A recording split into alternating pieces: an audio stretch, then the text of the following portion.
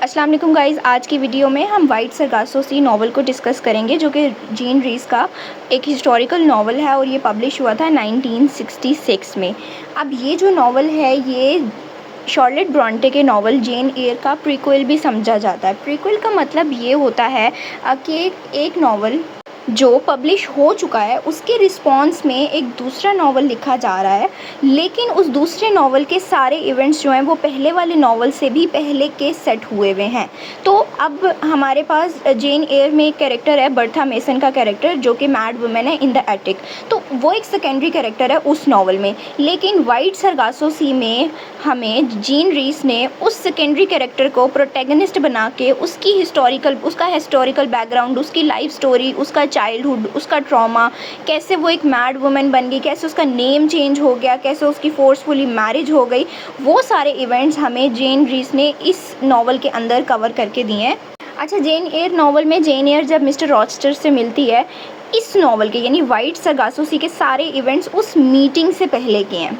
और ये जो एंटोइनेट का कैरेक्टर है ये बेसिकली एक वाइट क्रियोल वुमेन है, यानी कि इसकी रूट्स यूरोपियन है, but she was born in Caribbean. और इसकी फैमिली जो है वो एक स्लेव प्लांटेशन स्टेट को ओन करती है, जिसका नाम है कुलिब्री स्टेट। और यानी कि ये स्लेव्स को ओन किया करते थे। लेकिन अब स्टोरी के अंदर इसके फादर डेड हैं, उसकी मदर है एनेट, लेकिन अभी जैसे करंटली हम बात करें तो she is not emotionally stable. Basically ये पोस्ट कॉलोनियल नावल है, तो ब्लैक जमैकियन कम्युनिटी जितनी भी थी वो वाइट क्रियोल्स से नफरत करती थी, और इसको एज ए सिंबल इस नावल के अंदर कॉलोनियल ऑपरेशन को हाईलाइट करने के लिए पोर्ट्रे किया गया है। इवन दो कि यहाँ पे कॉलोनियल ऑपरेशन जो है वो अपनी पावर लॉस्ट कर चुके हुए हैं, लेकिन फिर भी ब्लैक जमैकियन कम्युनिटी वाइट लोगों को यानी वाइट क्रियोल पीपल को हेट ही करते थे। इस नावल के बेसिकली 3 पार्ट्स हैं। अगर हम फर्स्ट पार्ट को डिस्कस करें तो उसकी सेटिंग अर्ली 19th सेंचुरी जमैकिया की है, और यानी कि जब स्लेवरी ख़त्म हो गई थी, यानी उस टाइम पे स्लेव्स रखना फिर गैर कानूनी हो गया था, ख़त्म हो गई स्लेवरी, यानी अब आप कोई भी मजदूर किसी को भी ग़ुलाम नहीं बना सकते। तो एंटोइनेट का जो कैरेक्टर है ये काफ़ी लोनली, आइसोलेटेड और अनवेलकम दिखाया गया है, बोथ इन ब्लैक जमैकियन कम्युनिटी और वाइट सोसाइटीज़ के अंदर। अब क्योंकि इन लोगों का वो कुलिब्री स्टेट वर्क नहीं कर रहा, बिकॉज़ स्लेवरी अब नहीं आप ओन कर सकते, आप स्लेव्स को नहीं रख सकते, इस वजह से फाइनेंशियली इनको बड़े इश्यूज होते हैं। तो उस फाइनेंसिस को कवर अप करने के लिए जो इनकी मदर हैं एनेट जो हैं, वो एक इंग्लिश मैन से शादी कर लेती हैं जिनका नाम होता है मिस्टर मेसन। और वो क्या करते हैं, वो यहाँ पे आके सर्वेंट्स को चेंज कर देते हैं। लाइक अभी जो बहुत सारे सर्वेंट्स होते हैं उनको हटा के और न्यू सर्वेंट्स ले आते हैं। तो पुराने सर्वेंट्स के दिमाग में बहुत ज़्यादा नफरत चल रही होती है कि ऐसा क्यों हुआ। और फिर क्योंकि बहुत सारे लोकल्स को इन्होंने ऑलरेडी स्लेव्स के तौर पे रखा होता है, तो लोकल जो जमैकियन पीपल थे वो हेट कर रहे थे इनको, और वो काफ़ी ज़्यादा वायलेंट अपराइजिंग देखने को मिल भी रही थी। अब मदर जो है वो वार्न भी करती है मिस्टर मेसन को कि ये लोकल लोग जो हैं वो हमें पसंद नहीं करते, वो हमें नुकसान पहुंचा सकते हैं, बट मिस्टर मेसन मानते नहीं है। तो मदर जो है वो एक दफ़ा ऐसे होता है कि ये दोनों जो हैं वो कहीं चले जाते हैं, बच्चों को लेकर नहीं जाते। बेसिकली एंटोइनेट का एक ब्रदर भी है जिसका नाम पियर है, और वो जो है वो he is not a stable बच्चा। तो ये अपनी केयर टेकर के साथ घर पे होते हैं, और फिर जितने लोकल्स लोग होते हैं उनको मौका मिल जाता है और वो कुलिब्री स्टेट को आग लगा देते हैं। अब जब वो आग लगाते हैं तो एंटोइनेट का जो ब्रदर है वो उसमें ज़ख्मी हो जाता है, बाद में उसकी डेथ हो जाती है। तो जब ये सारा इंसिडेंट एंटोइनेट की मदर को पता चलता है, तो वो अपने बेटे की मौत के गम की वजह से पागल हो जाती है, और वो फिर कभी भी ठीक नहीं होती।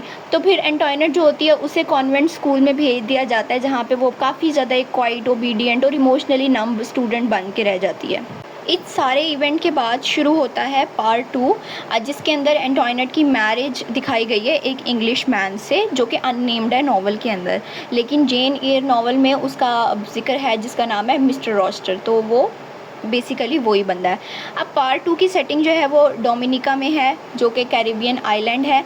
अब क्या होता है इस पार्ट के अंदर कि मिस्टर मेसन जो है, यानी जो स्टेप फादर हैं, वो एंटोइनेट की शादी करवाना चाहते हैं, और उसके लिए वो एक इंग्लिश मैन को अरेंज करते हैं। लाइक वो कैरिबियन आया होता है, but he was quite like superior, ignorant, और आप कहें कि वहाँ के कल्चर को एक्सेप्ट भी नहीं कर रहा होता, मिसट्रस्टफुल होता है। एंटोइनेट उसकी शादी हो जाती है इस बंदे के साथ और वो बहुत कोशिश करती है कि मेरी मैरिज जो है वो वर्क करे।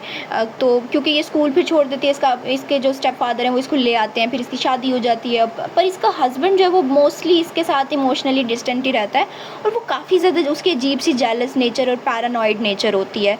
तो यहाँ पे एक टर्निंग पॉइंट आता है कि स्टोरी थोड़ी अभी सर्वाइवल पे ही चल रही है कि आप अपनी शादी बचा रहे हो, कोशिश कर रहे हो उसको वर्कआउट करवाने के लिए, बट एक न्यू कैरेक्टर इंट्रोड्यूस होता है डैनियल कॉस्वे के नाम से। He was suppose to be, बल्कि क्लेम करता है वो कि मैं जो हूँ वो एंटोइनेट का हाफ ब्रदर हूँ, यानी एंटोइनेट के जो फादर थे बिफोर हिज डेथ उनका किसी मेड के साथ अफेयर था और उसके नतीजे में ही वॉज द सन उन दोनों का, और उसका नाम डैनियल कॉस्वे है। और वो वार्न करता है मिस्टर रॉचेस्टर को एक लेटर के थ्रू और बताता है कि जो पूरी एंटोइनेट फैमिली है उनकी पूरी एक मैडनेस की ना हिस्ट्री है, यानी लोग ना पागल हो जाते हैं इसके अंदर, और सेक्सुअल इमोरलिटी भी है, यानी अपने फादर वाला के मेड के साथ रिलेशनशिप था। तो रॉचेस्टर जो है वो इस लेटर के बारे में एंटोइनेट को नहीं बताता, लेकिन वो जो है वो उस की बात पे यकीन ज़रूर कर लेता है। इसके बाद क्या होता है, ये एंटोइनेट को बर्था कह के बुलाना शुरू हो जाता है, तो उसका नेम मतलब एंटोइनेट नहीं लेता। अब इस बर्था नाम के पीछे ये बहुत बड़ा सिंबलिज्म है कि यहाँ से हमें पता चलता है कि how he was trying to take control of her identity और उसका पूरा हेरिटेज, बिकॉज एंटोइनेट नाम जो था वो वहाँ पे उसके कल्चर के हिसाब से it was her identity, but ये पूरा उसका कल्चर उसकी हेरिटेज उससे लेना चाह रहा होता है। इसकी वजह से एंटोइनेट जो है वो काफ़ी बीट्रेड फील करती है और वो, लेकिन फिर भी वो ट्राई करती है कि मैं ओबे कर लूँ। रिलेशनशिप तब ज़्यादा इनका वर्सन अप कर जाता है जब रॉचेस्टर जो है वो एक सर्वेंट गर्ल के साथ स्लीप करता है और सिर्फ एंटोइनेट को पनिश करने के लिए, उसको ह्यूमिलेट करने के लिए, उसको इंसल्ट फील कराने के लिए। सो इस वजह से जो है एंटोइनेट को मेंटल इंस्टेबिलिटी होने लग जाती है, बिकॉज उस ये सब सिर्फ और सिर्फ लाइक एक शादी ख़राब नहीं हो रही थी, वो इमोशनली अब्यूज़ फील कर रही थी। तो रॉचेस्टर जो है वो डिसाइड कर लेता है कि मैं इसको जो है वो अपने साथ इंग्लैंड ले जाऊँगा और वहाँ पर इसको लॉक कर लूँगा। यहाँ से हमारे पास पार्ट 3 शुरू हो जाता है, जिसकी सेटिंग थॉर्नफील्ड हॉल इंग्लैंड की है। अब ये वो स्टेट है जहाँ पे जेन एयर नॉवल जो है शार्लेट ब्रॉन्टे का, वो उसकी सेटिंग है ये। तो अब यहाँ इस पार्ट के अंदर, क्योंकि ये लास्ट पार्ट भी है, तो ये इसकी एंडिंग वहाँ पे होगी जहाँ पे जेन एयर के साथ ये डायरेक्टली कनेक्ट कर जाएगा नॉवल। तो एंटोइनेट की जो मेंटल स्टेट है वो बहुत ज़्यादा ख़राब है। अब यहाँ पे आके वो बहुत ज़्यादा आइसोलेट हो गई है, बिकॉज पहले तो फिर वो एक अपने कंट्री में रह रही थी, बट अब शी इज़ नेमलेस, बिकॉज वो उसको एंटोइनेट नहीं बुला रहा, बर्था बुला रहा है, और उसको ये बर्था नाम बिल्कुल पसंद नहीं होता।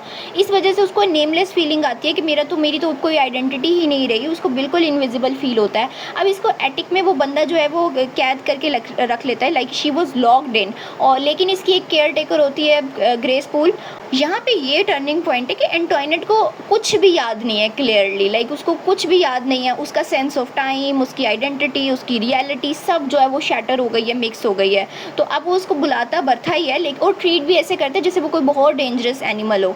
तो फाइनल मोमेंट्स में क्या होता है कि इसी तरह की एक ड्रीम लाइक फ्रेगमेंटेड स्टेट होती है, वो अब जागी सोई कैफियत में होती है, तो उसको अपना पुराना घर याद आ जाता है जो जमैकिया में होता है।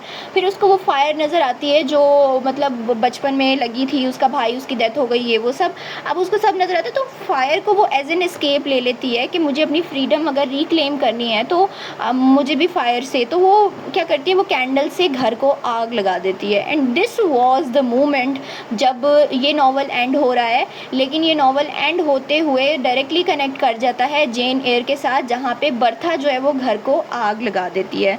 तो ये थी इस नावल की पूरी स्टोरी।